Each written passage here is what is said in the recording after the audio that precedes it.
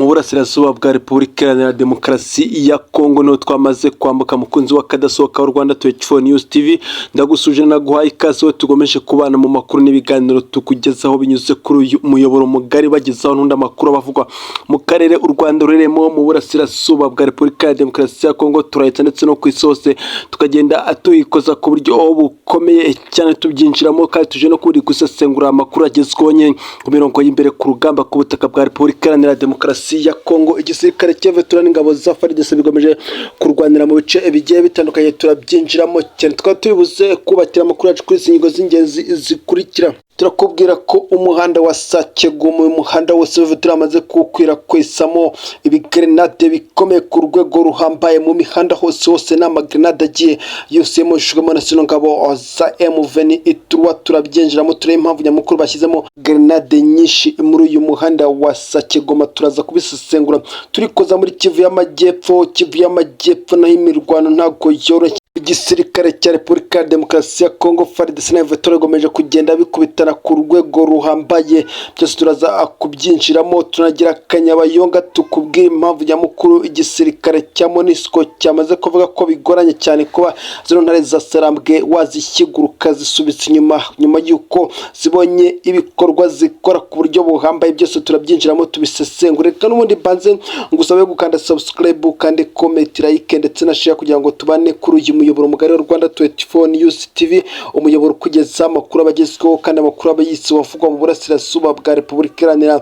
Demokarasi ya Kongo. N'ubundi mukurunzi wakadasohoka tudatinze n'ubundi twanzika n'inkuru ya mbere imivugwa muri ano masaha n'umuhanda Sake Goma ushuremo amagrenade agiye atandukanye kurande rw'ingabo ze mu Veterani zakotoraga uyu muhanda. Amakuru atugera aragaragaza neza n'amashusho yagiye akwirakwizwa uyu muhanda wa Sake Goma, haba ku nkengero mu muhanda ndani hose hatangiye gushyirwamo amagrenade ku rwego ruhambaye. Ibi byose rero birimo barakorwa nyuma y'uko Veterani yakiriye amakuru ko igisirikare cya FARDC kigiye gukora ibishoboka byose kugira ngo uyu muhanda kibashe kuba cyawunyuzamo ibikoresho bigiye bitandukanye. Nyuma y'ubundi abasirikare benshi bagiye bashyira hafi y'uno muhanda kugira ngo babone uko batambutsa imodoka zabo zigiye zitandukanye, haba ibikoresho by'intambara ndetse no kwambutsa abasirikare muri uno muhanda. Byatumye Veterani ifata umwanzuro wo gukwirakwizamo amagrenade ndetse kiramo n'amabarigeri ndetse n'amatangazo agiye atandukanye amenyesha bano abasirikare ba FARDC ndetse n'abaturage muri rusange ko uyu muhanda ufunzwe ku rwego ruhambaye ndetse harimo n'ibikoresho bigiye bitandukanye by'intambara umuhanda utemerewe gukoreshwa.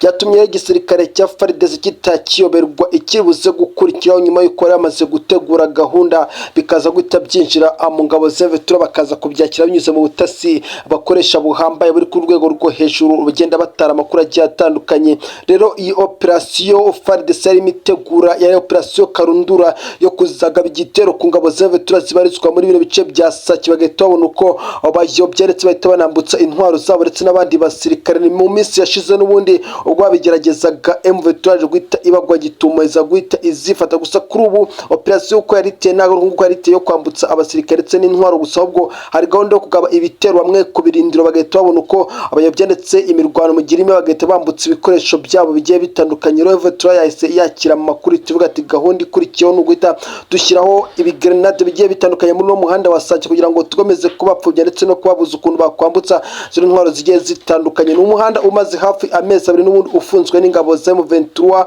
Uyu muhanda n'ubundi Veterani ufunze nyuma y'uko imaze gufatira intwaro zigiye zitandukanye muri uno muhanda ndetse akaba abasirikare ba FARDC benshi bagiye bafatirwa muri bino bice nyuma y'uko Veterani ibonye ko uyu muhanda uzajya ugomeza gukoreshwa na zino ngabo za Repubulika Iharanira Demokarasi ya Kongo. Niyo mpamvu baje guhita bafata umwanzuro ndetse bavuga ko uyu muhanda ufunzwe haba ku baturage ndetse n'abandi bose bawukoreshaga, dore ko ubwo bawuvugaga mu minsi ya mbere bavuga ko nta bikoresho bya gisirikare cyangwa se imodoka za gisirikare zemerewe kunyura muri uyu muhanda. Gusa nyuma gato baje guhita banzura ko n'abaturage batemerewe gukoresha uyu muhanda wa Sake mu bice byose Veterani iramaze gufata. Kuri ubu rero amagrenade ni menshi muri uno muhanda wa Sake Goma. Veterani amaze gutambikamo ku buryo buteye ubwoba ivuga ati tugomeze kugenda tubungabunga uyu muhanda kuko FARDC namukishuje mu maboko yabo bizagurana kuba abawutwaka. Ibi n'ubundi biramukiye n'ubundi Veterani igomeje kugenda yotswa igitutu n'impinduka zikomeye igisirikare cya FARDC bakoze nyuma y'amavugurura agiye atandukanye yo kwirukana abasirikare benshi ndetse no kubafunga bagahindura guverinoma yose uko yakabaye nyuma y'uko hagiye hacicikana amakuru ko hari abasirikare benshi ndetse n'abakozi ba guverinoma benshi bagenda bakorana n'ingabo za M23 byaje gutuma n'ubundi M23 n'ubundi gomeza gukora byinshi bigiye bitandukanye gusa ntabwo byahagaritse ko bafunga abasirikare bagiye batandukanye bakomeye abakapiteni abasirikare ba brigadier general ba major general n'abakoloneli benshi bagiye batabwa muri yombi bakekwaho imikoranire kino gisirikare cya M23 ibi n'ubundi byabaye nyuma y'uko M23 imaze gucana umuriro ukomeye ku gisirikare cya FARDC bamukurasa indege mu gukubita amadrone ku buryo buteye ubwoba mu kwivugana abasirikare mu gutega amambusha agiye ahambaye ibyo byatumye n'ubundi baza gukora ivugurura riteye ubwoba mu gisirikare cya FARDC baza guhindura byinshi kuri ubu rero bagomeje kongera umubare w'abasirikare benshi muri bino bice niyo mpamvu bitavuga ati uyu muhanda wa Sake ku mubara ukeneye ku rwego ruhambaye ndetse no mpamvu bashaka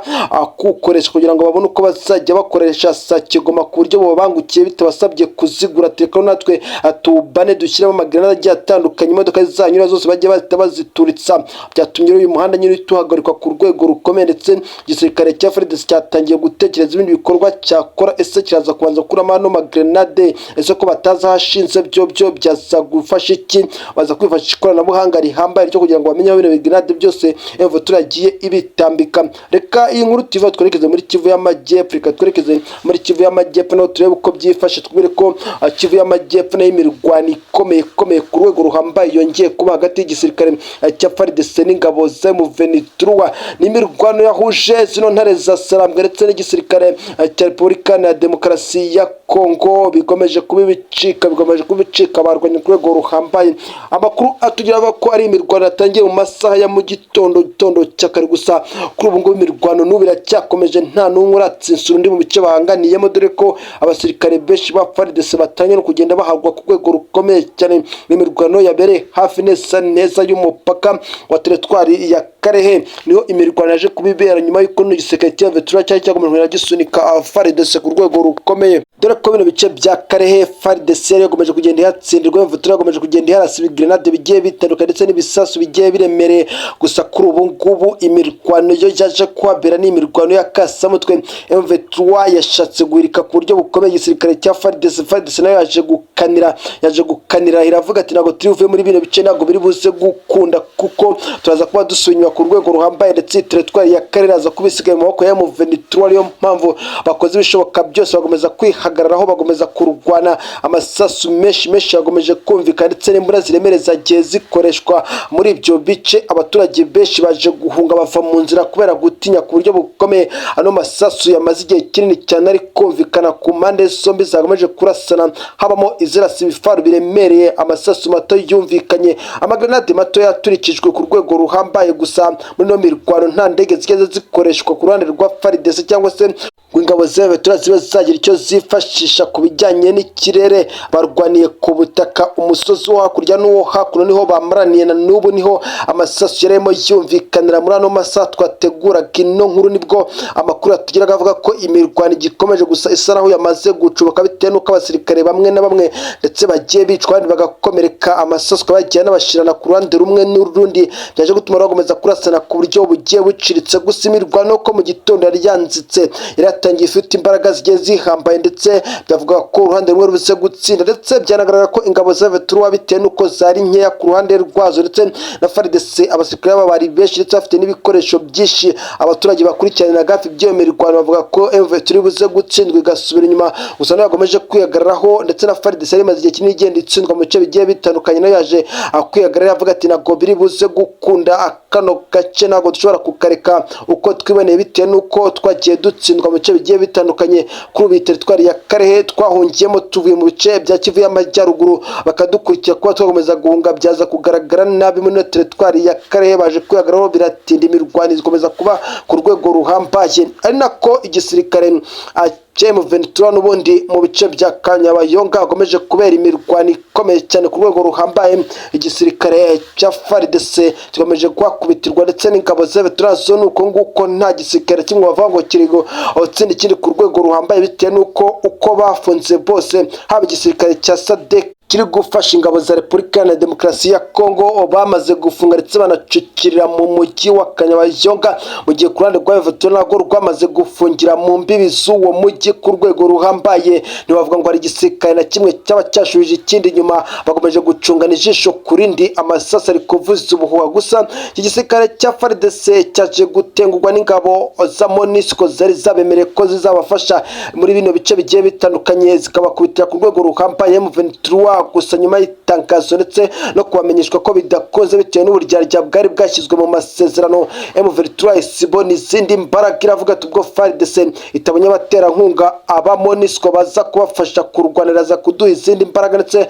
bizo no gutuma twongera kurwana ku rwego ruhambaye kugira ngo iyi FARDC n'ubundi tuyikure muri bino bice nk'uko n'ubundi twabisezeranyije abaturage. Mu gihe n'ubundi turatangaje ko abaturage babarizwa muri bino bice bigiye bitandukanye bakomeje kwiyambaza ndetse banagaragaza ko igisirikare cya FARDC gikomeje gihohotera abaturage ndetse binyuze mu ishami ryabo rya Wazalendo, byaje gutuma M23 ivuga ati tugiye kongera tubyuke ku rwego ruhambaye ndetse tunasane umuvuduko uteye ubwoba kugira ngo turebe ko twatsinda kino gisirikare cya FARDC ndetse kinagikure muri bino bice bigiye bitandukanye. Gusa ku rundi ruhande na FARDC nayo iti ntabwo tugomba gukomeza gutsindwa, amavugura yabaye afite icyo agomba guhindura, ntabwo twongera gutsindwa muri bino bice. Mpamvu bose bamaze kubana n'imirwano utavuga ngo ifite ihengekeye ku ruhande rumwe cyangwa urundi, kuko bose bari kurasana ku rwego ruhambaye. Bari kurasana, FARDC irasa ibisasu biremereye na M23 irasa ibisasu biremereye, amambushi yose ku ruhande rumwe n'urundi arimo arakorwa ubutazi buhambaye, nibwo bimugenda bubera muri ibyo bice bigiye bitandukanye. Kwakira amakuru ku muvuduko uhambaye byose biri gukoreshwa kugira ngo hatagira igisirikare gice kindi mu jisho rihumye kikagikorera ibya furambi, dore ko aribyo bigaragara ko igisiga kimwe kiguciye urwaho kikuvuza amasasu ku rwego ruhambaye ugahita uhindukira. Kandi murabizi ko mu rugamba iyo umaze guhindukira wamaze gutsindwa bakurasa umugenda ku rwego ruhambaye. Abasirikare bakomeje gucungira ku marembo bacunga ko M23 yakora ikosa ryo kwinjira mu mujyi wa Kanyabayonga, ari nako M23 yakomeje gucungira kandi ivuga ko FARDC niramuka isohoye umutwe ari ukumena ku rwego rutigeze runabaho. Byose rero birakomeza kugenda bishimangira ko ino mirwano igomeje kubera muri kano gace ka Kanyabayonga igomeje gufata indi ntera ndetse kano kuba yarangira bitari buze gukunda, kuko igisirikare cya FARDC gitirago dutsindwa M23 tirago tugomba gusubira inyuma. Gusa ku ruhande rw'abaturage baravuga ko ino mirwano igomeje kuba ndetse igomeje no guteza umutekano muke. Abaturage benshi barahunze, benshi bahungiye mu bice bigiye bitandukanye, bamwe bagiye mu bice barizwamo ingabo za M23, abandi bagiye bahungira mu mashyamba. Ari niyo mpamvu umuryango mpuzamahanga ushinzwe kwita ku mpunzi HCR watangaje ko imirwano iri kubera muri bino bice bya Kivu y'Amajyaruguru igomeje kugenda igira ingaruka ku bijyanye no amasomo y'abanyeshuri, dore ko amasomo yasa naho yahagaze muri bino bice bigiye bitandukanye, kuko imiryango mpuzamahanga yatangaje ko kino ari ikibazo gikomeye ndetse agomeje no gusaba amahanga ko yagira icyo abikoraho. Gusa ntacyo nigeze abikoraho. Ni imirwano igomeje kubica bigacika mu burasirazuba bwa Repubulika ya Demokarasi ya Kongo. Reka n'ubundi ngushimire, twari tugomeje kubana muri ano makuru yacu, n'ubundi ngusaba gukanda subscribe, comment, like ndetse na share kugira ngo tujye tubana kuri uyu muyoboro mugari wa Rwanda 24 News TV, umuyoboro kugezaho amakuru agezweho kandi amakuru yizewe.